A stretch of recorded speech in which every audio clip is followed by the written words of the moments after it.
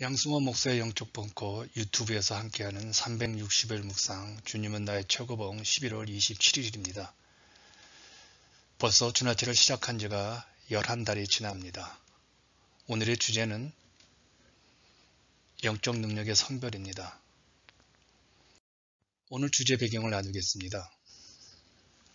갈라디아서 6장 14절이죠. 세상이 나를 대해 십자가에 못 박히고 내가 또한 세상을 대하여 그러하니라. 계속 3일간 갈라디아서 6장 14절 같은 본문을 갖고 십자가만을 묵상하고 있습니다. 오늘은 이 세상을 등지지 않고 십자가를 묵상하는 법을 설명합니다.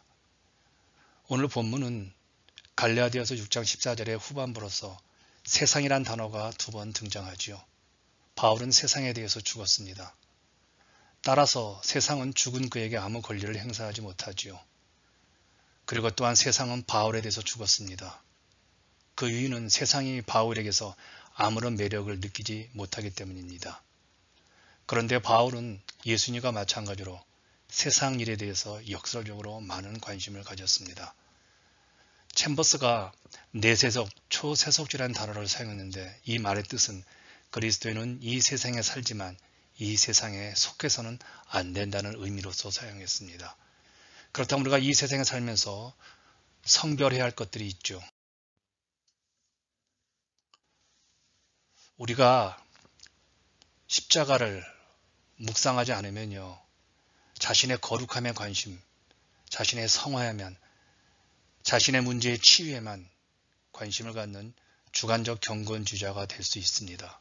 그런데 십자가를 묵상하면 이런 주관적 경건주의자가 될 수 없다는 겁니다.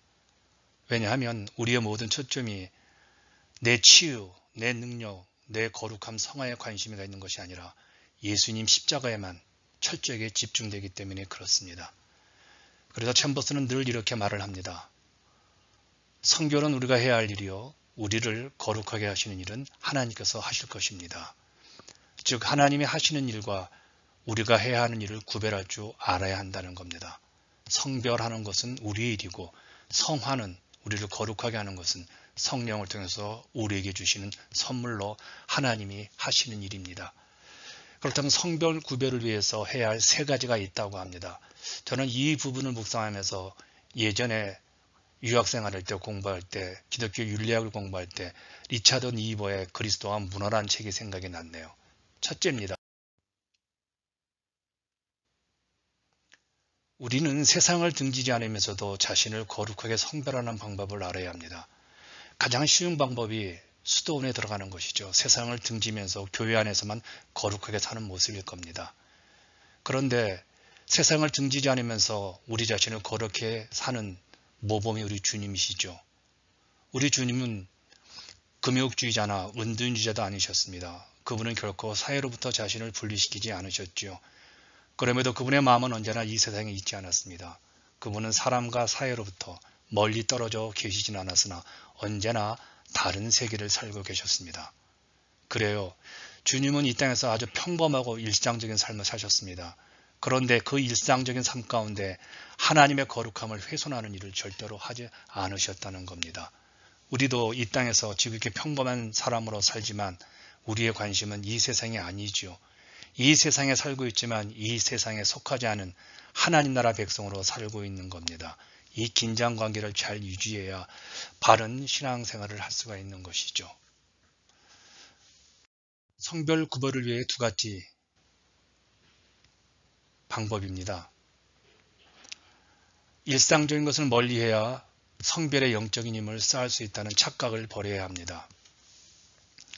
주님께서 원하시는 것은 우리가 세상에서 살지 않는 것이 아니라 이 세상에 살면서 세상 죄악에 빠지지 않는 능력을 소유한 하나님의 백성으로 살아가는 것입니다.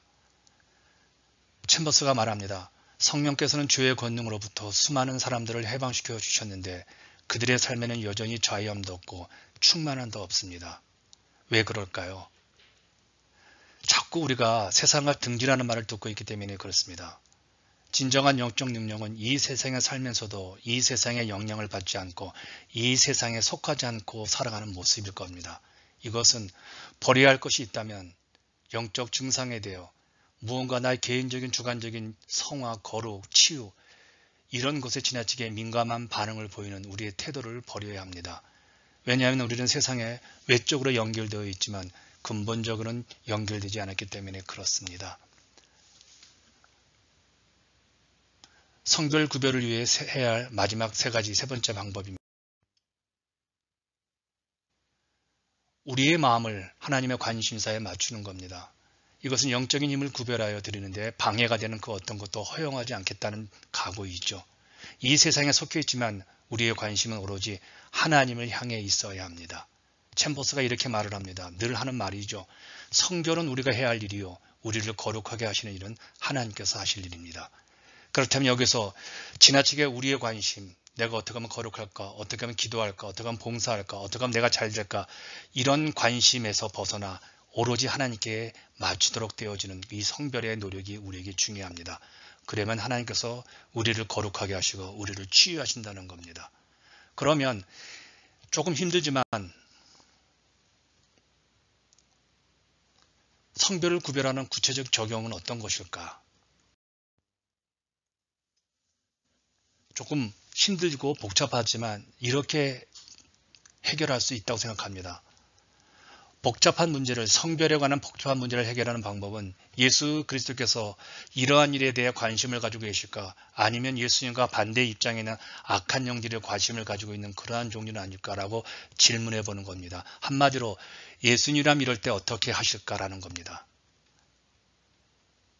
이제 당신이 질문하고 실천하기입니다. 세상에서 사는 당신의 관심은 어디를 향해 있습니까? 당신의 삶에서 예수님의 관심사는 무엇입니까? 당신은 성별된 삶을 구별할 줄 알아야 합니다. 당신은 일상적 삶에서 거룩함 이후에 무슨 일을 오늘 시작할 것입니까? 한번 당신의 리스트를 작성해 보기를 바랍니다. 오늘 하루도 영적 능력의 성별을 위해 애쓰시는 여러분들을 응원하겠습니다.